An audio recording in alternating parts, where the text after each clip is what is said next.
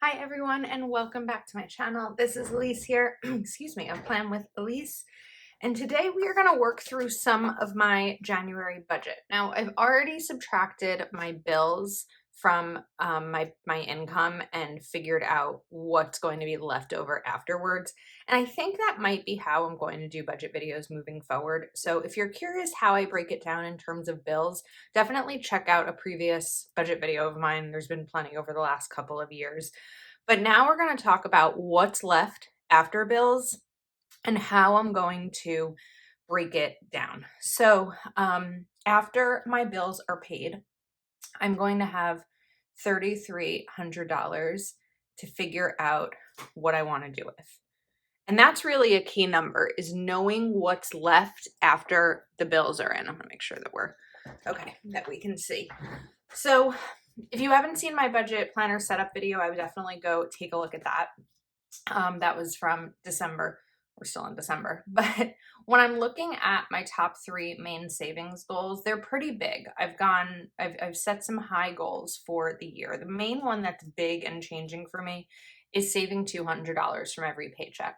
Last year, this past year, 2022, I saved $100 from every paycheck. So I get paid weekly, so that's an additional $5,200 for the year. And it's a big savings goal. The other increase is the Roth IRA, which is my retirement. That's typically been $6,000 the last few years. And in 2023, the IRS has increased that allowance, maximum allowance, to $6,500. So it's an additional $500. And then I would like to save another $3,550 towards my monthly bills, which is kind of like an emergency fund. This $200 from each paycheck is also going towards an emergency fund or just like a future fund. Maybe it ends up being a down payment on a house one day.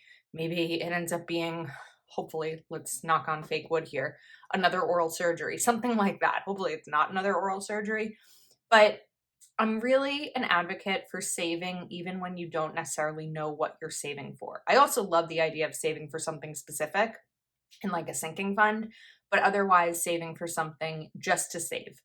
So with 3,300, this isn't all going to be savings. There are going to be some expenses here because it was just the bills with the additional paycheck amount, not my expenses. So a lot of my expenses stay pretty much the same each month.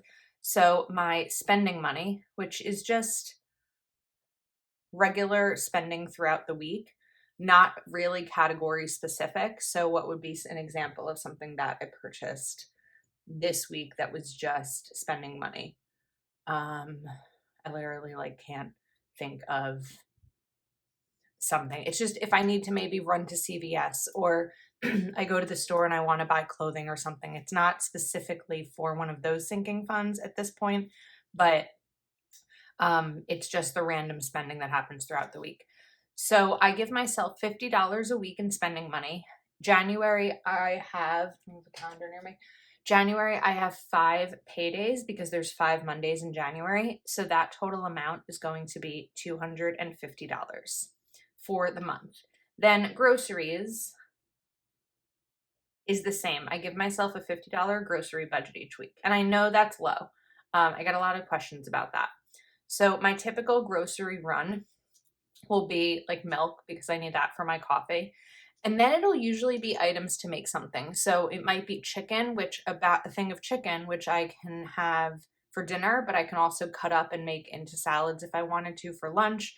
Or oftentimes my lunch is going to be quick because I'm usually filming on my lunch break. So I make something that I can eat quickly. And it might be like a little mini charcuterie plate, like cheese, pepperoni, and crackers.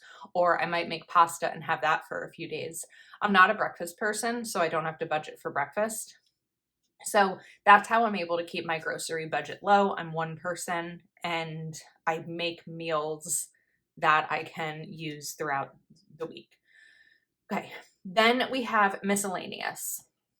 If you've seen my budget videos before, I always give myself $150 of miscellaneous spending at the beginning of the month. This is typically like more like Amazon spending or just things that I didn't account for. So that will be my miscellaneous and that'll stay in my bank account. This will get withdrawn every week in cash. This will stay in the bank account.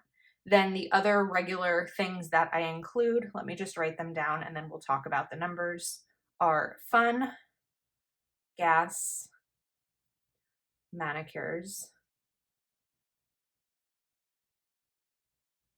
Okay, so fun, I like to do $100 for the month. This is usually going out to dinner with a friend, going out to drinks with a friend. I don't really do those kinds of things a lot, but I want to. So I like to be able to have money there set aside. I have $50 set aside for a gas fund, which is actually high for my needs because I work from home. I don't do a ton of driving. Right now, my niece and nephew are not playing winter sports, and I feel like going to their sports games is a majority of my driving. However, I do drive up to see my friends. So most of the people in my life live about a half hour away. My two closest friends, my brother and his wife and kids. So it's normally driving up on the Garden State Parkway, if you're familiar with New Jersey. And that's, I don't know, maybe like 15 miles each way, not that far. My mom only lives 15 minutes from me. And that's most of the driving that I do besides going to the bank, which is a mile away, the grocery store, and the nail salon. So I'm going to do $75 for the month for manicures. Now, the remaining things are going to be mainly sinking funds and savings. So we have my Roth IRA, again, my retirement. We have my 1 month savings, if I'm looking back over here.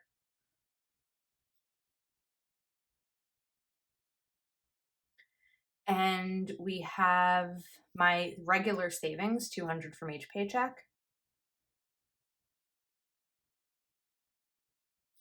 That will be $1,000, which is a little overwhelming. And the final thing that I'm putting aside money for is a medical sinking fund. Okay, so in order to figure out how much I can afford to put into these three categories, we need to do some math.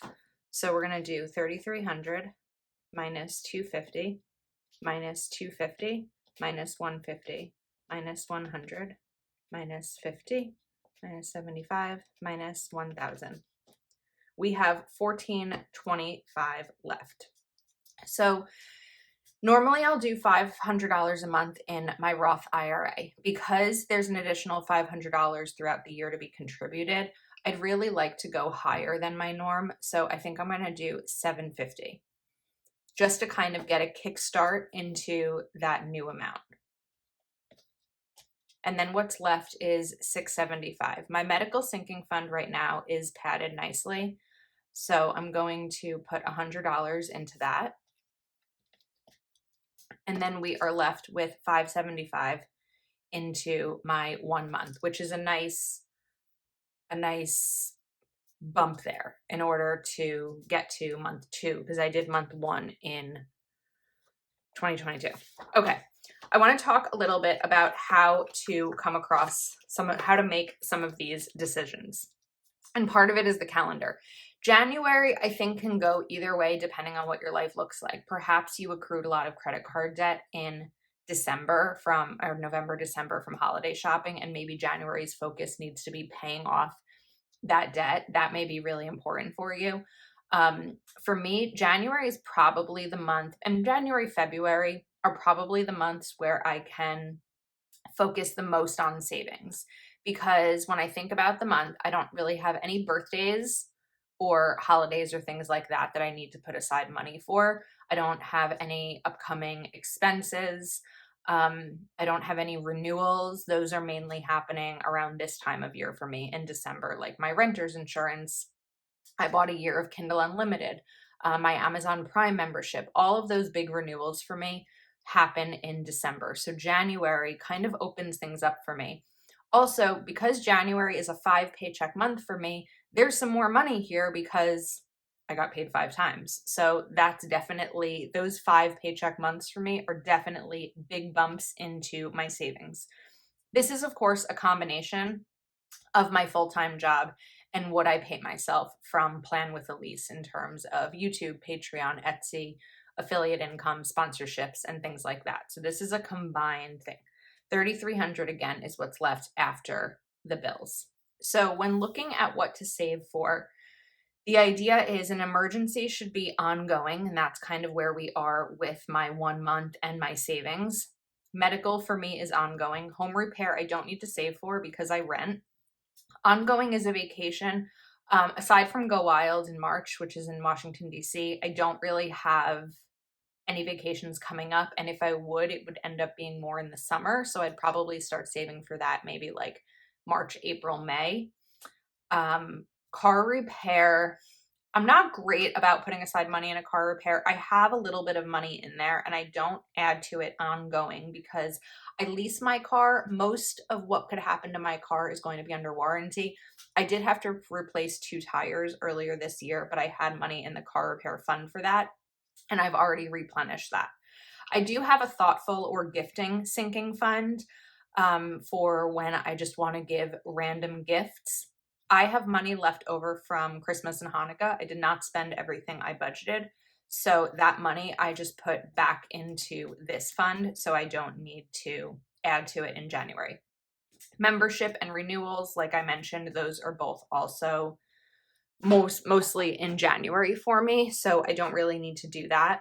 Holidays are over. So we are good. 1 to 2 months birthdays. So when I think about upcoming birthdays, there are some birthdays in my life in March that will probably be in my February or March budget, not my January one. And then if you have parties or anniversary, things like that. So this is kind of my what to save for page. I made this in 2020 and I probably have some changes to it as my life has changed, but this is kind of like a guideline. So when you're looking at your calendar and thinking what's coming up in January, and one of the things that you can use for that is I have this page of extra monthly expenses. I do have my renter's insurance due in January, but I already saved for that. So let me just take this out. Okay, so this is really the great place to start when it comes to extra monthly expenses. This page I made, this one is available in my Etsy shop. And of course you can use code YouTube for a discount. But when you're planning out your year, think of where these dates are going to be. So Botox is a migraine treatment for me. I have that every 3 months and that's an expense. Once March comes, it's like, okay, I have my brother's birthday. I have this, I have that. It'll be things that I know are going to come that are going to cost money. And that's kind of what I'll do when I'm looking at what's coming up. So I did want to make this a little bit different in terms of my budget videos moving forward. And a lot of that is because so much of my budget breakdown videos when it comes to my bills are really repetitive. And it's just a lot of repeating over and over again. And my goal in 2023 is balance. So I want to include more balance in my life. And part of that is not repeating the same thing over and over again. The way that I'm going to do this, just to add a final note in here, is every week I will go to the bank and take $50 out in cash. And then I'll have the 5 weeks, 5 weeks. The same thing with the groceries. The miscellaneous will come out of my first paycheck because again, I like to have it at the start of the month. I would like fund to come out of first or second paycheck. Because January, the first payday in January is the second, I'm not that concerned about having my fund money the moment the new year begins. Gas, I would like to have as the first. Manicure can be the second or third because I think I have manicure money coming at the end of December. And then these are all going to be, I'm going to write as I can.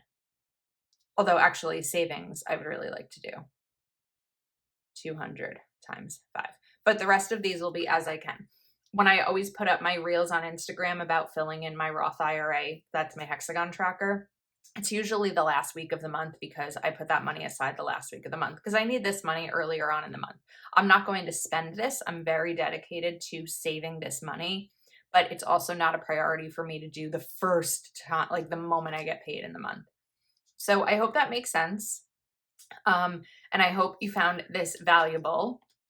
We'll see. I don't know. But I think that is a wrap. So this I'm going to stick in here just so that I know. And then of course I'll have my bill tracker. So if you missed my budget January decoration kind of setup video, definitely go take a look at that. That went up earlier this week, and I think we are all set. Please do subscribe to my channel if you're not already subscribed. I'm excited to kind of continue this budgeting journey with you in 2023, and please do give this video a thumbs up. Thanks for hanging out with me, and I will see you next time.